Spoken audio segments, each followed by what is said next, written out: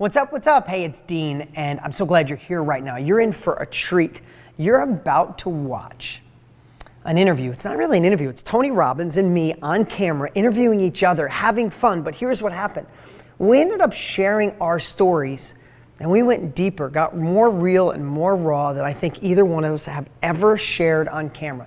If you know anything about Tony Robbins, then you know you want to be there. If you don't even know who Tony Robbins is, then you must be there. If you want to know secrets that I've never shared ever before on camera in my entire life, no matter where you look, then you're going to want to keep watching all the way to the end. Because listen, I want to share this for a few reasons. One, if you're crushing it in life right now and you want another level, you're going to want to watch this. If you have a company in the middle or a decent job, you want to start your own company or you want to evolve through the ranks in the company you have, you're going to want to be inspired and see the story that we shared. And most of all, if you're going through a little tough time, you're a little concerned, you feel like the odds are stacked against you, you feel like maybe a little bit of an underdog or just the crap keeps piling up and it's getting heavier, then you must watch this. Tony and I share from our hearts with no filter. This video was not supposed to go out to the world. This video was done because of a secret project him and I are doing to show people how to tap into a $355 million a day industry, an industry where you get to solve a problem, where you get to make a massive impact on the world, and you get to tap into this wave of money and profit from helping others. It's unlike anything you can imagine. So this interview was part of this secret project, but it's so powerful that I'm revealing it to you guys. Now here's what I want you to know. This video right now is available no place in the world. No one has ever seen it. I'm going to ask you not even to share it. Don't repost it. This is just for my DG family. When you see how real and raw we're being, how we're just two friends sharing things we've never shared before, you're going to want to stay all the way to the end and not miss one thing, especially the story Tony tells at the end will rock your world. But also, at the end, I'm going to jump back on and give you the opportunity, my DG family members, the chance to learn from Tony and I live. We're doing a training coming up soon where we can expose pull back the curtain of how we've done what we've done for over 60 years and how it relates to you. If you're ready for next level significance, impact, income, and leave legacy, you're going to want to stay all the way to the end, because when do you get a chance to learn from myself, which I hope you appreciate, but even more so, learn directly from Tony Robbins live, especially after you get to know him in this personal, up close, and private interview with me and Tony Robbins. Watch the entire thing. I'll be back at the end. It's really easy to look at Tony and I and go, oh, they're flying on private jets. Tony speaks in front of 20,000 people all over the world, multiple countries. But sometimes you forget where we came from and where it started. And we've never forgot what it's like to struggle. We've never forgot what it's like to want, even have envy of other people that are successful. So I don't think there could be anything better at this point than if you'd share your story, Tone. Well, I will, but I want to then reciprocate and hear yours. We both know pieces of each other's stories. We've been friends for so many years, but I think I was talking to Dean about this off camera. I said, I think if we were to share our stories, you get the reality. You know, it's like, not the hype. You see what it really takes, but also you see what's really possible. So my story starts out with me going to a seminar for the first time. I didn't know what a seminar was. I was 17 years old. I was working at high school, and I was working as a janitor, and I was working as a busboy, trying to help support my family, going to high school. And there was a man that my mom knew really well that was making money. And my mom and dad used to talk about this guy, and they said, my dad said, he was such a loser, and now he's so successful. He goes, he went to this seminar thing, and I was interested. What is this seminar thing? And he goes, I don't know, but and he was buying real estate in Orange County, California, flipping it, fixing things and flipping. You're a business, basically, right? So he needed somebody to help move somebody, and I was, pretty big. So I rented myself out for the weekend, carrying this heavy shit all around. But my goal was not to move shit. I was happy to do that and make some money, but I wanted to know what made this guy successful. I was obsessed even then. And so I actually said to him at one point, we spent 2 days moving shit and doing all this stuff. And I said, I got to ask you a question. And the only kid knew this. I go, my dad says you used to be such a loser and now you're so successful, And the guy says, your dad said that? I said, well, he goes, I kind of was. I said, now you got all these homes, and how did you do all this? And he didn't tell me the mechanics of the strategies of buying real estate. He said, I went to this seminar by this guy named Jim Rohn. And I said, what's a seminar? He goes, well, a man takes all he's learned in his life and pours into 4 or 5 hours, 3 hours, and he teaches it to you. You pay a fee to go learn what he knows and save yourself all this time. And I said, like, what kind of things do you learn? He goes, well, simple things like, for things to get better, you got to get better. For things to change, you got to change. I said, well, that's obvious. He goes, yeah, but it's different when he tells it to you the way he does it. And I said, well, I think I'd like to go to those things. Could I go? He said, yeah, you could. I said, well, will you get me in? He said, no. And I said, why not? He goes, because if you don't pay for it, you won't value it. And I said, well, how much is it? And he said, $40. Now, this is 1977. I'm 17 years old, and I'm making $35 a week as a janitor, right? I'm like, that's a week's pay. He said, well, then don't go. Learn by your own experience, and let it take decades. Yeah. He was not really sweet about it. He was really, but I'm glad he challenged me, because I remember leaving there going, that's bullshit. Why didn't you just get me in? But then I was like, shit, I got to know what this is. And so I scraped my money together, drive my 1968 Baja Bug down to Orange County, California, to this hotel down there. And remember, I turned the engine off and it exploded, made that sound. I'm wearing my thrift store jacket and suit I got, with open collar with a fake chain. And I go into this seminar, to go learn from this guy. And I listened to the seminar and I was really inspired by it. And I was like, I'd read a lot of books at that point. And I was like, the kid who's finishing the sentences out loud. I'd read Think and Grow Rich. I thought I had all the answers. And at the end, I was like, I want to go to work for this man. I want to spread the word. So I came back and I had all these ideas and I was going to make all this stuff happen. I laid out kind of a plan. And then I had this interruption, which is my mom and dad got divorced. My mom thought I was on my dad's side, so she kicked me out. It was Christmas Eve.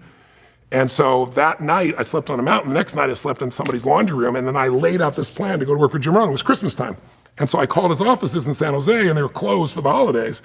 So I had to do these other jobs, kept working as a janitor, doing things. But I laid out this plan. And then one day, I was working for this other company. I was selling music. I love music. And I would be in people's homes, and I learned so much about human psychology doing that. And this man looked at my giant hands, said, you should be a boxer. Went through this whole story.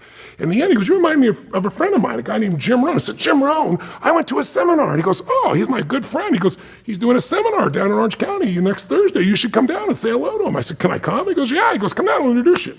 He was just getting me out of the house because I was so cozy, and he wasn't friends with Jim Rohn. And I went back down to the same hotel I'd been like a year later, and I kept talking to somebody asking for this guy, and his name was Paul Robinson. And oh my God, that's great. Yeah. And this one guy named Blair Haraka comes up to me, and he's a little short guy, older man, like in his late 50s, and he says, that guy you're talking about, he's a client of mine. He doesn't know Jim Rohn. I said, he told me he's friends. He's going to introduce me. He's going to have me attend the seminar. He goes, yeah, he's pulling your chain. He goes, I'll let you in, kid. So I sat for the second time going through the seminar. At the end, though, I knew what I wanted to do. I wanted to go to work for Jim Rohn. So I went up to Jim Rohn during the break, and I'm talking hyperspeed like this. And Mr. Rohn, I said, you changed my life. I'm so excited. I want to come to work for you. And I'm going to help promote you, and I'll open you up where I live in this part of California. And he said, hold on, young man. He goes, what are you saying? I told him, he goes, listen. I said, he goes, you got to get my courses. I said, well, those are $1,200. I said, I was sleeping in my car. Now I'm in the back of I'm in this person's little laundry room, and he goes, I said, loan me the money. I'll be such a great story for you. I promise you. I'll pay it all back, and I'll be this great story, true story. And he looks at me, and he did not have warmth in his eyes. And he goes, young man, I'm not your banker.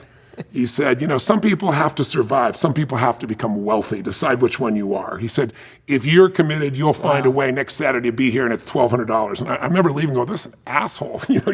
I'm 17. He wants my money. I don't need money. It's like I'm sleeping in a laundry room, But then I just thought, he kept saying, people get what they have to have, was the other thing he said. And I was like, I haven't had to have much. And so I remember I went home and I was like, I'm going to get this money. So I started going to banks, and I got really good at knowing when they're going to say no, like when I walked in, And I went to 5 different banks, and then I was running out of time, and I was like so freaked out, and I needed $1,200, and the car I'd slept in was $1,100, this old Volkswagen Baja Bug. So it was like my mortgage then to go for a weekend. And so I went in, and I'll never forget, walked in this bank. It was the first time I ever made a move. I didn't know what the hell I was doing. I was just getting so intense. And I looked for somebody who looked persuadable. And there's this one woman, a kind eyes and kind face. Mrs. Williams is her name. And I went up to this woman, and I launched into this presentation. Anyway, long story short, I got her to get the bank to loan me the money. She said, I'll loan you the money if the bank won't at the end. I don't want to waste time telling you the whole story. It was a wild story. But I was parked at 7-Eleven in my car at that point, sleeping in my car, because I convinced the mailman I could use that address. He cared about me and let me get my mail. And I couldn't lie to her. I told her, well, the address you're going to send is 7-Eleven. And that's how I started my career. That's where it all began. Go ahead. No, and I want you to just stay in flow, but I'm so glad you're sharing this. Yeah. Because so many times this is forgotten. Yeah. Especially a new generation that knows you, Tony. They might know you for 20 years. You already had 20 years of success, right? True. So they, even if they've seen you rise from your UPWs going from 4 to 15,000, they've only seen that. And to hear this, and I know you do it with a smile now, but I'll share mine. I know what that pain of desperation is. I know when you feel like each one of those moments, if you miss it, you're done. Like if I don't get to Jim Rohn, if he doesn't let me work for him, then I'm stuck over here. That's right. Right. And I wasn't willing to accept that. And it's like I kept going and going and going. I had all these stories and I'd read all these books. Disney, being turned down by 302 banks. I was like, it's only been 5. I got plenty of it. But the bottom line is I took that money and I met one of my dearest friends, still a friend of mine today from, 40 years later. And he had a little more money than I did. So instead of sleeping in my car, I slept in the hotel room. He let me stay there. And we both, man, like when he said I wrote down I never got to the bathroom. I took we figured at one point, every word was worth like 3 cents or some shit. Yeah, we were so committed. So I went to work for Jim Rohn. And I was a speaker, and I went out. I didn't know how to speak. I don't know what I was doing, but I went out. I remember my very first talk was in this little real estate office in West Covina, because we go out and we do a talk. So it's one of the ways you become a knowledge broker is you find groups of people that might need what it is you're going to represent. And I said, I want to come and do this talk I was trained to do for 30 minutes, add value, and then we'll invite them to the seminar. So I got up and I did way more than the talk. I did like 50 minutes, and I was like so passionate. And at the end, I had everybody involved, but one guy raised a hand. I was like, okay, I'm done. And one guy said, well, when is it? Said, how much is it? I've screwed all that stuff up. So if you're new in a knowledge broker or expertise, don't worry about it. It's part of the process. But people felt my sincerity, and you can't fake that. Yep. And they felt what was real. And so I got really good. Then his business was, you got, say, over the course of a month, maybe or 2 months, you got 20 or 25 people or 30 people to go to an event. Well, I had like 50. Because everyone's like, who is this young kid? But then you followed up with them one-on-one, all of them, to sell his whole $1,200 program. He had a back-end program, a leadership course and things of that nature, a set of audio tapes. In those days, 6 audio tapes in a workbook cost $300. It's not like where you go free on YouTube today. It's a whole different world. And I went out and literally every person I sat down with I convinced, because I convinced the bank to loan me money. By the way, I was 17. I wasn't even legal. The woman says, well, how old are you? I said, I'm 17. She goes, you're not legal for a contract in California until you're 18. I said, I'll be 18 soon. She said, how soon? I said, how soon do I have to be 18? But my birthday was like 2 weeks later. Yeah. Anyway, long story short, I go to work for him. I become the top guy in the whole country. He had like 1,200 employees there, salespeople. And it was just my pure passion. So in the beginning, I didn't have the skill. So if you don't either, people sense when something is real and raw. And I ran into people to talk to, and I wasn't doing it for the money. So I went to the other salespeople, and I said, who do you have? I'll go talk to them for free for you. And everybody heard I closed every person successfully. So they were like, hell yes. So I remember I drove up to Six Flags Magic Mountain, like 2 hours in my Volkswagen to work for somebody else for free. And we sat in this little booth. I remember this guy was on one side, I'm on the other, guy's in the middle, and I kept laying out what we're going to do. And the man says at the end, he goes, I don't think I'm going to do this. I said, you wouldn't have met me. You wouldn't have come here unless you'd gotten the value. You wouldn't have had this conversation unless you wanted more. And I said, I'm just not letting you out of this booth until you go. I said, you're going to have to convince me how you're going to lose. I literally convinced this guy to do it as well. Then I was so good at convincing everybody, I didn't understand buyer's remorse. And a bunch of people, and I made this money, and I got myself a new 260Z car, and I moved in a little apartment, and I wasn't in the room anymore. And a bunch of these people didn't come through in the end, like their checks bounced, or they didn't do what I did, right? Yeah. And I couldn't understand it. And then the people at Jim Rohn's company thought, oh, he's a scammer or something. So they didn't give me my checks. They withheld all my checks. Oh. So now I'm in this apartment and I can't pay for it now. I'm going to the grocery store to get spaghetti because I don't have enough money for spaghetti and sauce. I use ketchup to put on it that I got from McDonald's. Literally, this is a true story. Wow. And people kept saying, when are you going to get a job? And I go, I got a career. And they go, you don't have a freaking career, But I stuck it out, and I eventually became successful again through time. I learned the details of what to do. And then eventually I got to the point where I'm the most successful guy in this company. And the path, I wasn't looking to own my own business. I just wanted to help people. I just wanted to learn. I wanted to grow. I want to help people understand who Jim Rohn is. That's what a knowledge broker is, really. There was no knowledge brokers in those days. I was just working for this man. But I got the idea of being a knowledge broker because it's like, wow, I want to promote other people too. And I did that only because Jim Rohn's company went under. They went bankrupt.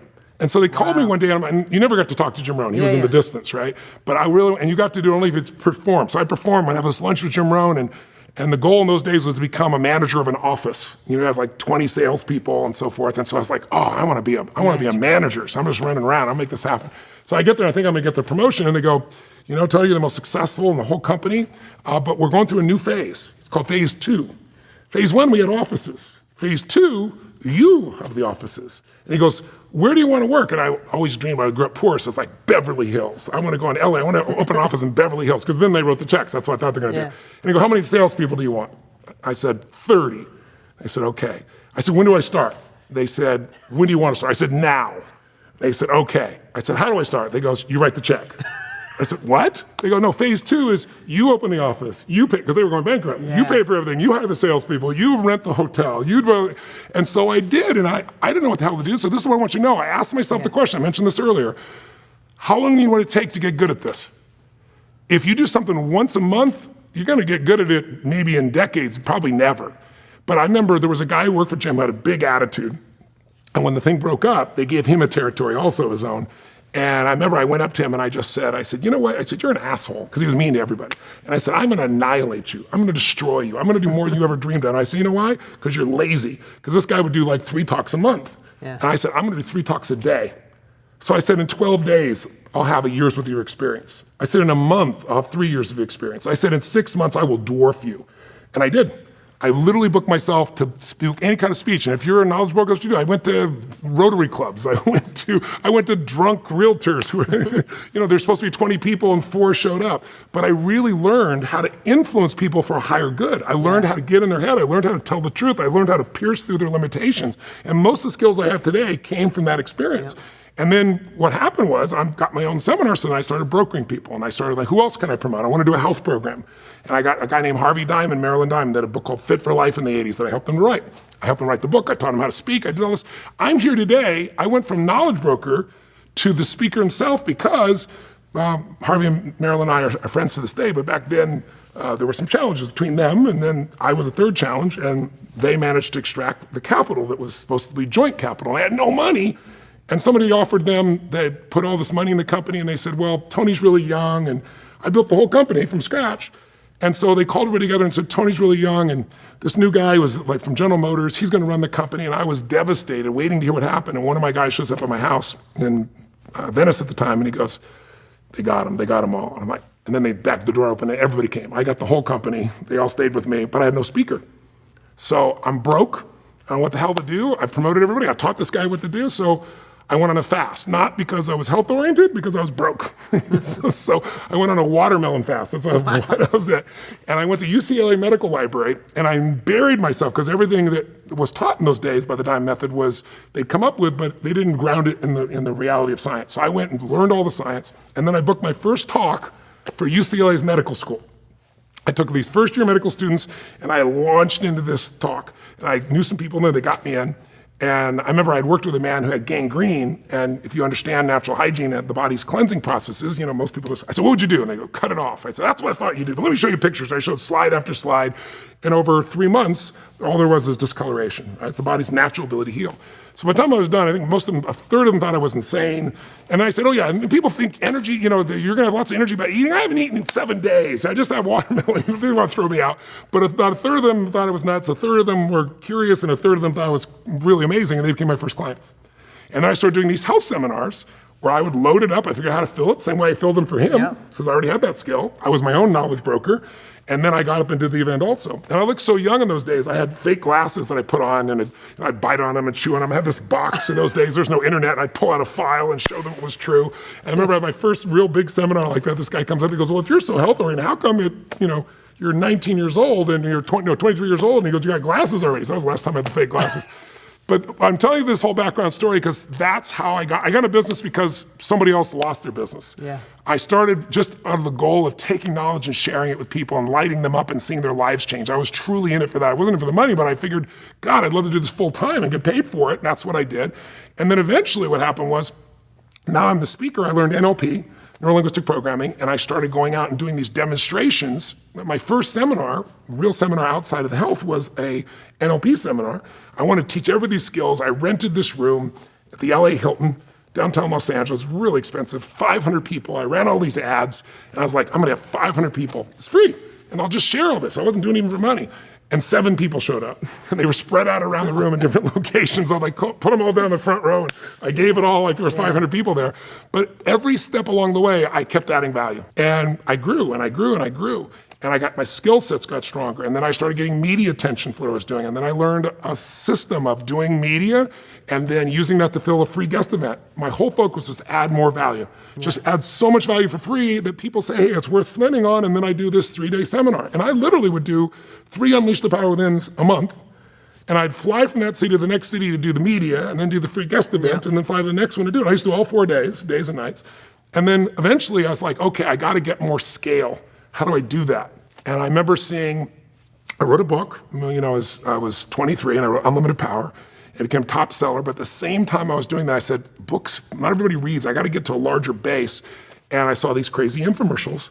And I'll never forget seeing like these people that were just like, this one guy was like, had teenagers on a yacht and he was like, you could be rich too. And I was like, this is so disgusting. If I could do something of real value, if I could take my celebrity clients and not pay them and have them say, he's the real thing. And if I had some of the government officials I'd work with, presidents, if I got that in and I did something of real value that inspired people, it may not buy a lot, but it'll expand my brand and I'll be able to reach more people. And so I partnered with Guthrie Ranker and they negotiated with me for a year and wanted to give me like 5%. I said, no, we're going to be partners. I'm going to create this. You're going to manage the back end, but I'm going to create it. And we did it. It was the most successful shows in history. Yeah, and it grew and it expanded my brand. And then I learned, I kept growing by working with athletes and business people and creating these amazing results.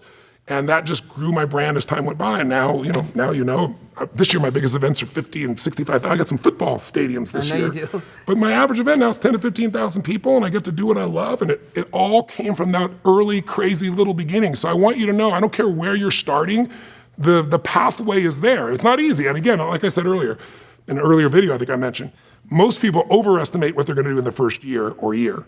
They underestimate what they can do in a decade. If you're looking for the get-rich-quick scheme, is the wrong thing. Yeah, but if you're looking to build something that you can be proud of for a lifetime and build to a point where your impact can be worldwide, especially today. I mean, today with the internet, with YouTube, it's so easy.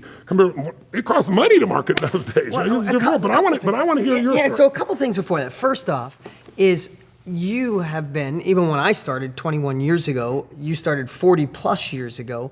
Self-education wasn't cool. It wasn't the norm. No, it wasn't. You were the outcast if you paid for a coach, if you went to a mastermind. There was no coaching. No one called it a coach. You went to a therapist. You went to a therapist, right? Or you went to a group setting. Oh, you're in a group or in a membership group, or you went to a workshop. It was almost ridiculed because it was so far outside the norm. So as I'm listening to you, it's like you're here at such a perfect time in history because the world needs what you have to offer, or being a knowledge broker. And they know it. And they know it, exactly. They always needed it, but now they know it. And here's the cool thing is, will your journey hit some obstacles? Absolutely. But here's the cool part. You're learning from 63 plus years of experience. So we can extract, which we did, all the shit we screwed up on, all the mistakes we made, all the people not showing up at the event, the wrong marketing, the wrong message, listening to, I don't know about you, but I always shared from my heart. I think it's one of my unique abilities that I didn't realize, but there was parts where when I went to a bigger event and go to the next level, I thought I needed to model other people. I thought I had to dress a certain way. I thought I should have better slides because I wasn't a big slide guy. And I got derailed for a while because I thought my success was going to fail on my own backbone. And I modeled other people and started going down. When I went back to me, I skyrocketed, right? All these little things that we learned along the way with 60 plus years. Because you didn't work a knowledge broker. You jumped straight into being an expert, which is amazing. And you used infomercials, I know. Yeah, so here's the crazy part, and this is the cool part. Some of you might know this, or I shared a little bit of it, but so it's 1986, I graduated high school. I knew I wasn't going to college. That wasn't for me. Why self-education is so impactful and such a passion for me, just like it is for Tony, is my guidance counselor literally told me, with your grades, and I didn't take the SATs because I knew I wasn't going to college. She said, you're not taking the SATs, you're barely passing. She's like, hey, there was one factory in my town called R Industries. She goes, they're hiring at R. You seem like a dedicated guy, or you could work with your dad in fixing cars. I think that's for you. It was Maureen Canosa. I still remember Mrs. Canosa. She looked me right in the eye and told me that was my life. Oh my God. My mom wanted me to be a truck driver. There was a truck master's school, a commercial for $29.95. You can make $20,000 or $29,000 a year, and she was trying to convince me to do that process, so I get it. Yeah, so you get that feeling, right? Yeah. But I knew that, here's the crazy part, I knew there was way more I was gonna give the world. I mean, even in my yearbook, when everybody was going, mine said, you might not hear me now, but my actions will speak loud someday. It was something like that. Like, you'll hear me someday, right?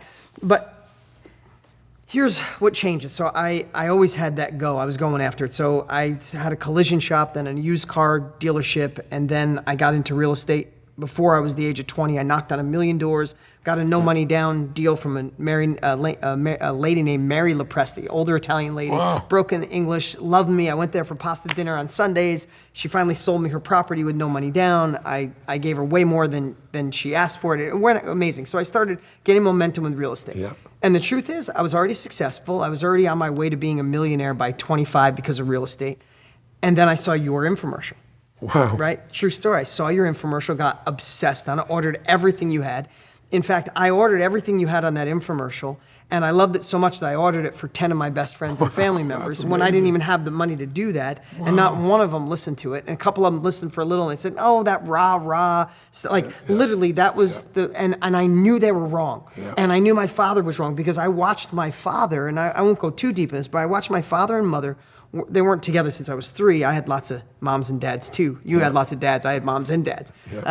I watched them work their asses off. My dad got up at 5, came home at 6, 7 o'clock, beat up, fingers cut up from working so hard, but never had a dime. So at an early age, I realized working hard did not equate to success. Had nothing to do with each other, right? It's like the wrong golf swing. Practice it forever. So long story short, I get your infomercial, I get your first course.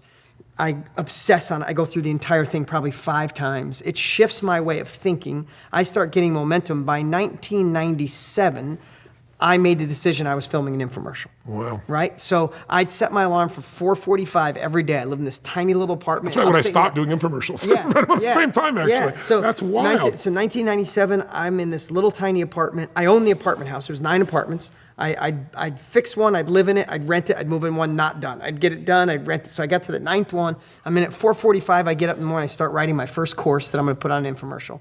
4:45 till about 9 o'clock, I'd do that. Then I'd go work on cars. I painted cars, I changed engines. I'd have headaches from spray paint. I drove a tow truck at night. I'd work on houses. So I'm doing all that to pay the bills, and I'm working on my first course. My first infomercial hit the air in November of 1998. It was a failure at first, went back and forth, had no idea what I was doing. Then when it started working, I didn't even know what to do with the clients. And let me back up. Tell them a story you told me the other day about. Yeah, I jumped in. When you tried to do your first infomercial. So my first infomercial, so I get his course, and I have to back up and I have to say this. You taught me something that my father would say was idiotic. I paid for information. Why would you do that when you could just figure it out on your own? That's my poor dad. Right? So my poor dad just thought he had to figure out everything on his own. And I realized in early age, I gave Tony Robbins money, and it leapfrogged me years in advance. Like, I just took what you shared, and I trusted you, so I just immediately implemented. I didn't question any of it. I just did it. And I watched the momentum grow. I became happier, more successful. I was overcoming obstacles, getting rid of limiting beliefs. I remember all those pieces. I remember you saying, stop, do it now. I'm like, okay, Tony, I'll do it now. Like, literally. So I hire a crew. This whole crew comes to my house. I'm going to film an infomercial. And I figure, I know this so well, I'm just going to light it up on camera. So that I'm sharing this with you so you can now see how bad it was for us, that you don't have to start off what we did. The crew comes. They come with this big dolly that weighed 1,000 pounds. I charged the whole thing on credit cards. The whole setup, the infomercial, everything. And you shot it at your house? I shot it at my house because I went from a 300 square foot house to I built the biggest house in my town. Wow. Right? So I just moved in this house. I filmed it. And I said, listen, I went from this 300 square foot apartment. I live in this house. This isn't a rented house. This is my house. So all this is in my head. They turn the camera on. I go so cottonmouth that I literally couldn't get the tongue off the roof of my mouth. I'm like, what the hell's wrong? My heart's racing. So I run inside the house. I'm not a big drinker, but I had tequila in the house. I run inside the house. I pour a shot of tequila. I slam it, thinking it's going to loosen me up so I can now go down and get on camera. And I go down and I have a buzz because I hadn't eaten all day. And I still have cotton mouth and I'm slurring. So now I'm just drunk, horrible on camera. You spent all this money also for everybody to be there. So I had to send everybody home. Oh my God. I sent everybody home. I said, come back tomorrow. And I beat myself up that night. I remember I was in the mirror pounding my chest. I'm like, no one can do this but you. This is on you. You have a chance to stay where you are, or you have the opportunity to grow, come out of your comfort zone, fucking do this. I mean, listen, I listened to your course. I was getting in state to the best of my ability. Yeah. They came back the next day. I nailed it on camera. First time I was ever on camera. I still have the video now. I look at it now, I'm embarrassed. I had a New York accent. I had khakis with pleats in them, tucked in and puffy. My shirt was 3 sizes too big. But that show went and it worked. Wow. That was 1998. I failed miserably and then success and then failed and miserable and success. I brought on some partners that did the wrong thing and failed miserably. But within a couple of years, I got massive momentum. The show, I've done 21 years. I haven't missed a day still. I still have an infomercial running on a smaller level. Wild. But I haven't missed a day on TV in 21 years. Wow. But I want to share one thing, though. In that evolution, I sold a piece of my company to somebody because I thought I was moving to the next level, mm-hmm. and I made the decision to sell it to the wrong person. They not officially bankrupt. They offered a bad product. They didn't pay refunds. I took the company back. I used every dollar I had, almost went out. My whole point is this, and you hear Tony's story. We know what it's like to want more. I'm not sure what level you're on. Hopefully you're not at the level we were when we started. But if you are, there's more than hope. Yeah, there's more than hope. Because we can save a whole lot of time and pain and energy. That's exactly. The whole point of this course. And along that journey, there's a couple things I obsessed on. Tony obsessed on going deep, doing breakthroughs, making an impact. I wanted to make an impact, but what I obsessed on too, just like Tony did, is I knew I had to learn to persuade people and to market, to take action, because just like Jim Rohn said, if people don't pay, they don't pay attention. That's an old saying. Yeah. But also, if I didn't get in front of people, if I didn't fill my masterminds up, I didn't fill my groups up, I didn't fill my workshops up, I didn't sell my book, I couldn't make an impact on anyone. So yeah. I obsessed for probably 15 years straight on being an effective marketer through the deepest level of enthusiasm. If you've watched my ads, you see there's no hype. We don't tell you you're going to get rich overnight. We don't tell you it's easy. There's no magic money machine. But you're still here because we spoke through our hearts. And truth. Truth pierces all the bullshit. You're learning from people who have lived this for 62 years. And then you take our best marketing that gets it so you don't have 4 people show up at your 500-room event, because yes. I've done plenty of that. My first one was in my first live event. I was on TV. I figured, now I'll just merge into live events. That's what Tony did. Why shouldn't I do it? Right? So I booked this room. We should have talked back then. Yeah, we should have. I rented a hotel, the Sheraton at LAX. Yeah. And I promoted it. I pushed it out to my list. I sent direct mail. We expected 500, 600, 700 people, paid for the whole thing. Less than 20 showed up. And talk about cottonmouth. And then I go out on stage and I was just babbling like an idiot. I think they liked it because they all wanted to do something. But all we're trying to say with showing this real transparent behind the scenes is we've screwed up. But we got 61 years and we know how to do this. So when we share something with you, I want you to do like I did with Tony. I trusted him that I just did what he said, no matter what anybody said. Because if I looked at my dad, I love him dearly. But if I did what my dad did, I'd get his life. I'd get his results. If I did what my friends did, I'd get their results. And at a young age, I had this filter, and maybe I got it from you, Tony, but I had this filter. When someone would give me advice, I immediately know that internal voice we were talking about. My internal voice would say, hey, if I woke up tomorrow and I was them, would I be happy? Yeah. And if I didn't say yes, I would go, thank you very much. And I wouldn't listen because they haven't forged the path in the route that I want to take. So by being here, it shows that you're willing to learn. And I just want to say, trust us at every level, because the only thing... And I'll give another language. You don't have to trust us. Trust the process. Yeah, trust the process. In other words, test the process, really. Because I think you do trust us, so you wouldn't be here. But I don't even need you to do that. What I really need you to do is trust yourself. Yeah, true Trust story. yourself enough to say that if I persist enough, if I keep learning, if I keep improving, I'm going to hit the promised land. Whatever the promised land is for you, it's different for everybody. Some people, the promised land is like, wow, I got this beautiful ability to share these insights that have been important in my life, and I have this meaningful life, and I get paid to do it. Or I got a secondary income, or I built a business, or I built a brokerage. But also, it'll evolve. Like I started as, quote, knowledge broker, didn't have that term back then, but by promoting other people, I learned so much. I knew how to run a business because I had to fill these people's businesses for them. So I knew the marketing side. And I also knew, in order to be a marketing, I had to know what people really want, what they really need, what they were afraid of, what were the wounds, where were the opportunities to make a difference. And so I knew that better than anybody else. And so that made me turn into an expert. I also, though, did the other part, which is the modeling. Yeah, you sure did. So, like I mentioned in one of the earlier videos, I did this, about more than a decade ago. I started doing this in finance. I've been teaching finance for 25 years, but I went and interviewed 50 of the smartest minds alive financially today. People that are all not from the Lucky Sperm Club. They all built it from scratch, right? Multi-billionaires, all in the financial area, and figure out what did they do together? Well, my expertise got so strong because my goal was I want to write a book that is unassailable. It's not based on me, because some people are going, oh, Tony Robbins, they think maybe I'm a motivator or some shit. They don't know how strategic it is. So I don't give a shit. They can believe whatever they want. I want to write this book based on the smartest people in the world. You can't argue with Warren Buffett. You can't argue with Ray Dalio, the greatest hedge fund investor in history, right? So I did that process, but like Steve Forbes wrote an article and said, if there is a Pulitzer Prize for financial book, Money Master the Game, he goes, this is it. Literally, to get that kind of response where my billionaire clients and my millennial clients would all find value in it. But now I'm doing the same thing in the health field, right? Because I've had some health challenges I had to deal with, tore rotator cuffs, had some mercury poisoning, some intense stuff the last 3 years. But I learned so much about stem cells, and because I'm obsessive in learning that, so now I'm writing a book with two amazing MDs. Bob Harari, Dr. Harari, is one of the top, he's the guy that figured stem cells. He's the man. He's the guy that figured out years ago that he took old cells, or old blood out of, a young blood, I should say, out of rats and put it in old rats, and the hair turned black, the muscles got strong, took the old blood, put it in the young rats, and they got old. Sound creepy, but it led to figuring out stem cells. So he's my partner, and then Peter Diamandis, who's a Harvard MD and a rocket scientist, they're my co-authors. And I'm going out and I'm interviewing the best doctors in the world. There's things happening right now in cancer research that is not like stuff you think would be magic 20 years from now.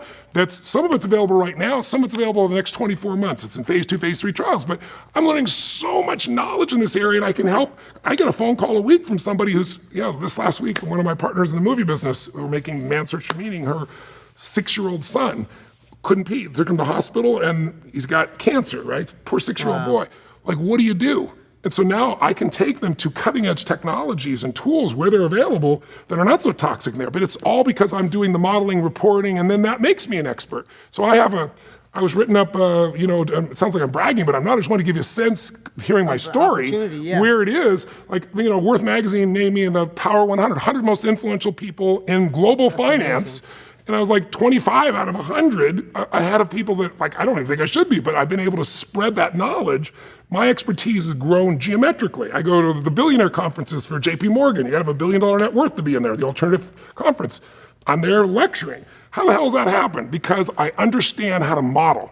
I understand how to go and figure out what the best have and extract it. So the modeling process, the reporting process, can actually turn you into an expert as well. So I want you to understand, you don't have to just play one role. You might start out as a knowledge broker. You might start out as an expert and become a better expert by reporting. There's so many avenues here. But the real main reason we want to take this few minutes with you is, you see somebody today and you go, oh, they're so lucky, or they're so brilliant. We've had a lot of grace in our lives. We busted our ass, but there's grace. There's no question. You can call it luck if you want. But there's also something to be said for constantly finding a way to add value, constantly pushing through, and constantly educating yourself. It's about, hey, how do we save you that time by eliminating those challenges we've got to go through, and also taking control of some of the new technology that can allow you to do things in minutes that used to take months or years. Well, we think about the access, right? Just to digress here for a second, is the access you have to people who need what you want. Right, Tony, when I first decided to do this, the only way was direct mail, radio, or TV. That was expensive. Right, so I put every dollar I had into this. I put my credit card I got 9 different credit cards. I maxed every one out. I borrowed money from friends to get on TV, to spend well over $100,000 when I didn't have one. $100,000 might as well have been $100 million to get on TV to hope that it works. The process you're learning from us is you can get in and get in front of people for dollars, right? Get in front of the right people. Social media, and Facebook. As you're learning the tools we have, it's so much easier today than when you and I have to broadcast to tens of millions of people to trying to find a few of the right people that were right for what we wanted to share. You can target that today, as you know. So I guess the real purpose here is just to say to you, don't give up. If this is your passion, brother or sister, then understand that it didn't just show up for us, and it won't just show up for you. It'll happen faster for you because the tools are available, the targeting is available, and because we can show you the pathway. But don't give up. Persist and make this thing happen because it's worth it. Yeah, and if you're here, you've already gone through this section where so many people say to me, dude, how have you stayed relevant for 20 years? I've seen your shows, I've seen your marketing. Now we flipped over to social media, and we're doing amazing on social media. How do you stay relevant? And I don't know, and I want to pound this home because listening to Tony, and I got a lot of this from him at a real early age, is I say the answer to that isn't a magic marketing funnel or an arrow or when the video comes up or a 2-minute video or a 20-minute video or Instagram or Facebook or YouTube. You know what it is? Love what you do so much that you feel like you're doing the world a disservice if they don't pay you. When you feel that way, when you know what you're providing is impactful, that can leapfrog them to a whole nother level of life, to tap into their full potential. You watch the transformations this guy's got to have, and now I get to have that on a regular basis for almost 20 years. It lights you up. So whether you're the expert with the skill that you're going to share it, share something so damn valuable you feel bad if you don't get it to people who need it. And if you're going to be the expert who extracts the knowledge, or the reporter, extract from the best of the best. Do whatever it takes. Knock down the doors. Get in front of the people who know the answers and become the expert because of proximity and extracting the knowledge. And if you're going to be the knowledge broker, find someone who just has that knowledge but doesn't have the access to fill a room or doesn't know how to do a workshop. And you have that, and you become the broker of the knowledge, just like Tony had. There could never be a better time to do this. The impact they need you, and this is your time. And if you do this from that place, if you do it from the place of truly your goal is to serving, I always tell people, your goals affect you. Jim Rohn should tell me, your goals affect you whatever they are. If your goal is to survive, you operate a certain way. If your goal is to make a difference, you come from a different place. If you can find that mission inside yourself and really connect to it, and if you're willing to persist no matter what, if you're not just doing it for the money, if you're really doing it to serve, and neither one of us have to do another damn thing the rest of our life financially. But what would you do with your life? If life is only meaningful if you can do something that's beyond yourself. You got a chance here to do something so meaningful and earn money. And if you do it over time and really build a business, it can make it so there's no limit to your economics as well. And then your economics won't be for you or even your family. It'll be like, who do I feed? Who do I get out of slavery? What do I, you'll find those things that are your mission, and you'll look at this life and you'll have a level of pride that isn't ego pride. Ego pride is when you make shit up and it's not true to try to look good. No one has to know what you do. When you know who you are and what you've created, there's no amount of money that can replace that. So take this journey, whatever stage you're in here, and continue with us. But we just wanted to hopefully bring to you a little reality of what can happen and also what it really takes. We're going to show you how to make it happen a lot quicker. So we hope you've been inspired by it, touched by it, and I hope you look at your own pathway and go, mine's going to be a hell of a lot easier than these two nuts. Yeah. And I'll end it with this. In the late 90s, mid 90s, I got your course. You made a shift in my life. I wrote in my journal, someday I just want to sit with Tony Robbins and thank him. Swear on my life. I swear to God if I'm exaggerating. And look how dreams and life transforms when you focus, when you don't give up. Tony always said, if you find an obstacle, it doesn't matter how many are there, keep going, because at the end, it's worth every bit. It's a pleasure to have you here. Let's keep going. I hope you like that as much as I did. When I was sitting next to Tony, when he started to go down the road of sharing about Jim Rohn and sleeping in a laundry room and not having money and didn't have $40, and then Jim Rohn said, I'm not your bank, like all those things. I don't know if Tony's ever shared that anyplace. And I've never shared things like drinking a shot of tequila when I couldn't speak on camera because I had such cotton mouth. Like, I hope you see that no matter where you are, you can go to another level. You could tap into the full potential you know you have to give to the world. You have the ability to make an impact. You have the ability to share knowledge that's in your head, a skill, a passion, a hobby, and profit from it and make impact. Also, what you're gonna learn is that Tony and I have obsessed on a way. We use the terms like knowledge broker and reporter. If you'd love the opportunity to see how you could tap into a heading towards $1 billion a day industry according to Forbes, that's why we're doing this special training, to show you. If you're the expert, share it. You should be obligated to share it for a profit. If you're not, you could tap into this business like Tony and I did. That's why we told this story. Remember, this video wasn't for public use. This is part of a secret project, but I wanted to show you. I want you to be amped up. We're going live on April 30th. Yes, April 30th at 5 o'clock Pacific Standard Time. We're going to expose the blueprint on how, if you have a skill or a passion, how do you extract that? And how do you get people to pay you for it? Because the world is obsessing on all kinds of niche information, specialized information. And if you're not the expert, like I said, we're going to show you something that's mind-blowing. But what you got to do is you got to show up. And this is the early registration. We're going to let the world know. You'll see an email go out, in a couple days for everybody, but you're getting this early. So if you want, you can click the link below right now. There's a link below. All you gotta do is register so we can hold a spot for you. This is gonna be big.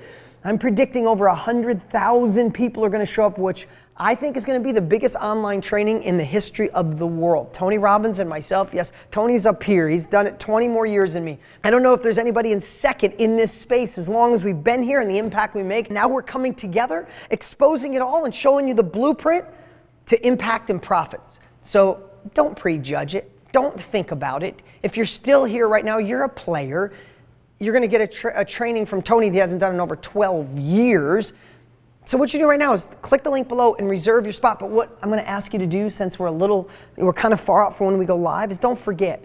Put it in your phone right now. Register, then put it in your phone. Write it on a piece of paper. April 30th, 5 o'clock Pacific Standard Time. Show up, learn from Tony Robbins and Dean Graziosi live. Thank you so much for being here. Hope you enjoyed that video. We did that last minute. We said you guys need to see it. So hope you enjoy. Click the link below and register. See you soon.